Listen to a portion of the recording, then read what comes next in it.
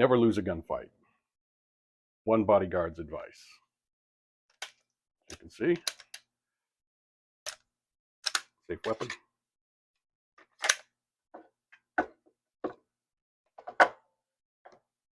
All right, so how does one never lose a gunfight?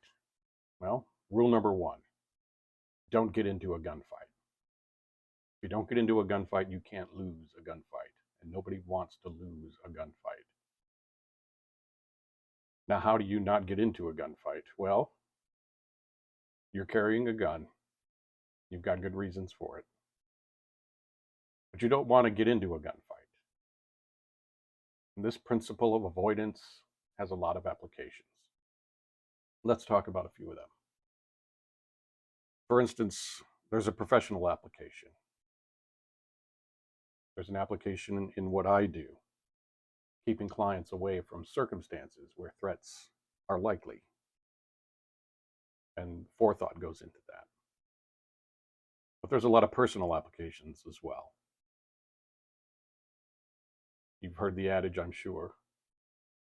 Don't go to stupid places at stupid times with stupid people. If you can apply that in every circumstance, that's great. Let's talk about that a little bit, though. In our day and age, one hot spot you should avoid, a stupid place filled with stupid people, would be a riot or a demonstration or a protest. I know it's your right to demonstrate, and I know it's your right to defend yourself at all times. And by the way, I'll apologize for the household noises. I've got a family, I've got dogs. Hopefully it's not too annoying. So you know what I'm talking about. You can find yourself in a situation where you have to defend yourself with a gun. Well, do not put yourself into a situation where you think that's likely. That kind of stuff is going to be trotted out before a jury by a prosecutor. And so you're just going to want to have a really good reason to be where you're at. You want to be able to prove that. And if you don't have a really good reason to be at a stupid place at a stupid time around stupid people, and you end up using your firearm to defend yourself, it's going to be highly destructive to your entire life. You may be susceptible to criminal liability, civil liability, and if you're attached to someone, a wife, children, you have property, you can't afford to live recklessly. So this principle of avoidance is something that every person who wants to carry a gun but not get into a gunfight if he can help it has to adopt. But there's other things that you need to keep in mind if you're going to carry a gun. You're going to be driving around while you're carrying a gun. And on the road these days, road rage is getting out of control. People are driving like maniacs. Well, first of all, you shouldn't be one of them, because you're doing stupid things and you're going to aggravate stupid people, and you could get yourself into a bad situation. You could anger an irrational person who's also carrying. So obey the traffic laws. Don't pass on a shoulder. Don't do crazy things with your vehicle. That would be the first rule of driving while carrying. Don't do this. Don't be the stupid guy. Don't be the crazy guy. But it goes beyond that, because there's so many of those kinds of people out there, male and female. They're all over the road. They're driving too fast. They're driving recklessly in all kinds of weather conditions. You cannot afford to get mad. You cannot afford to get resentful. You can't allow your ego to get involved ever while you're carrying a gun. Carrying a gun is a very adult activity. You can't act like an adolescent while you're carrying a gun. You can't think that you're in the movies. You're not.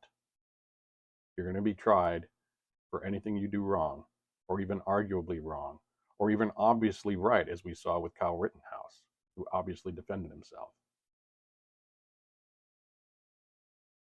This is very adult activity, and you're going to be held to a very adult standard. You're going to be held to the standard of a reasonable person under those circumstances. You're going to want to keep that in mind at all times. You're going to be tried potentially by a jury of your peers. It's going to be a mixed bag, and a prosecutor wants to bring the kind of people that will convict you. So you have to keep your cool out there. You have to avoid the crazies. When you're on the road, when you're in public, you see somebody acting out, acting a fool, driving like a maniac. It's your job as an adult with lethal force in your possession to steer clear, to grant them a wide berth. Let the law enforcement, let somebody else down the road take care of that person. It's not your place. You're not a quasi enforcer of the law because you're carrying. You ease back, give him a wide berth. You can tell in your rearview mirror he's going to try and pass you in that little gap up ahead of you. Don't gun it so you close the gap. Back off. Let him have it. Just give him a wide berth. You do not want to wind up in a situation you didn't have to be in involving firearms.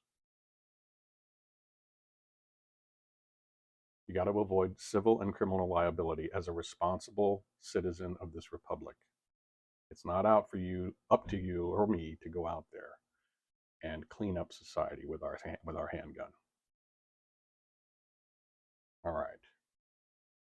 Something else we need to be talking about here, and that's that. I think I alluded to this a few minutes ago. We watch a lot of movies, us Americans. We watch a lot of people getting away with stuff all of the time in the movies, like The Sopranos. They get angry, they go slap somebody around, they beat somebody with a pistol, pistol whip, and then they never suffer any legal consequences for what they've done. You watch that enough, you watch that kind of stuff enough, you get programmed into thinking that that's real life, that you can go out there and do those kinds of things and you can get away with it. Even if you don't articulate those thoughts in sentences and clauses in your mind. You watch that stuff long enough and you may think that you can go ahead and go and get in a fight, push somebody around, flex your ego, talk tough, and not suffer consequences for it. That's not the real world. The Sopranos got away with that kind of stuff for a reason. The mob gets away with that kind of stuff, or used to, for a reason. They had all the judges and the police chiefs bribed on their payroll. And that's why they got away with everything that they got away with. You got to not think that you can imitate these characters on television and in movies. It's not real. What is real is Soros prosecutors that want to nail you to the wall with the process. They don't need to get a conviction to destroy you. The process is the punishment. So keep that in mind. Whenever you think, I'm going to give free rein to my ego, you're going to have to give that a lot of thought. And I would encourage you to think about it now before you find yourself out in a situation where your ego comes up against somebody else's ego. Well, that is no place for a firearm, no place for a responsible citizen of this republic to land himself with his firearm. So, this rule number one of never losing a gunfight by not getting into a gunfight, this principle of avoidance, live it. Live it. That will make you very hard to convict, even if you have to defend yourself. Harder, anyway. There's a second rule here, and it follows after the first. And that rule is get away from the gunfight. This is the skill, I'd call it, of evading confrontation.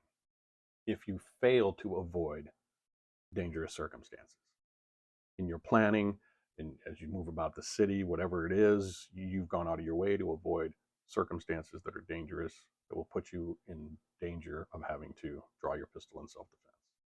So the trouble's found you. It overcomes your preparations, and the trouble finds you. What do you do then?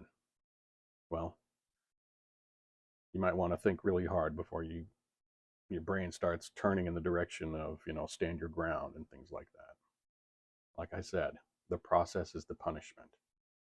So if you find yourself in dangerous circumstances that you tried to avoid but failed to avoid, think first if you can do so safely of evading that danger. You're always in condition yellow. You find yourself, despite your preparations, in a condition orange, a specified threat. That threat has you in its sight. What do? Well, if you can safely evade. Don't engage unless you have to. unless it's unsafe to evade. Believe this. It's better, usually, to let your ego suffer the blow of, say, watching your vehicle get stolen, or of, or it's better to run away if it can be done so safely. I mean, I understand there's a danger in turning your back on an enemy. He's going to shoot at you. He's going to, whatever it is. Then that's not a situation that you can evade safely. So, don't let your ego get involved.